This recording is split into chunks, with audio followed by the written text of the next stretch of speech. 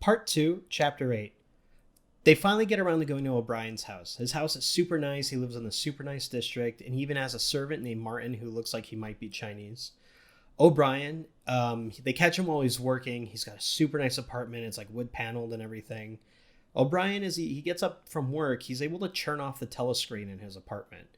O'Brien admits that there's an organization called the Brotherhood. No one in it knows more than a couple people, and that even if anyone's caught, they can never confess to the whole group, only because they'll never know more than maybe 12.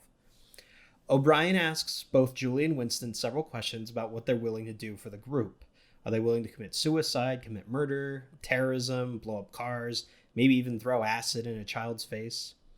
Then he asks if Winston and Julia are able to separate and never see each other again. Julia right away says no, and after a little while, Winston says no too. O'Brien says it's good they tell him because the group needs to know everything they are willing to do. O'Brien says they can change anybody with surgery, even their voice, if they were to be caught or if the Brotherhood has to move someone away before they're found out. Winston realizes that Martin, the servant, he might be a person who was changed just because he's not able to express much with his face.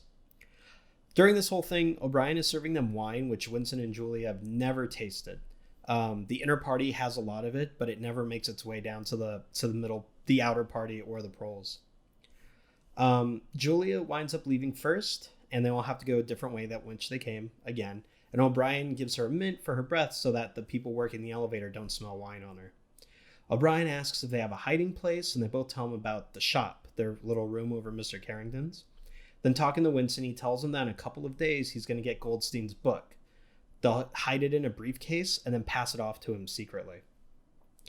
And then randomly, Winston asks if he ever heard of the poem Oranges and Lemons Say the Bell of St. Clemens. You know, the one that kept coming up at Carrington's shop when they were looking at the painting. O'Brien comes to find out he knows the whole stanza.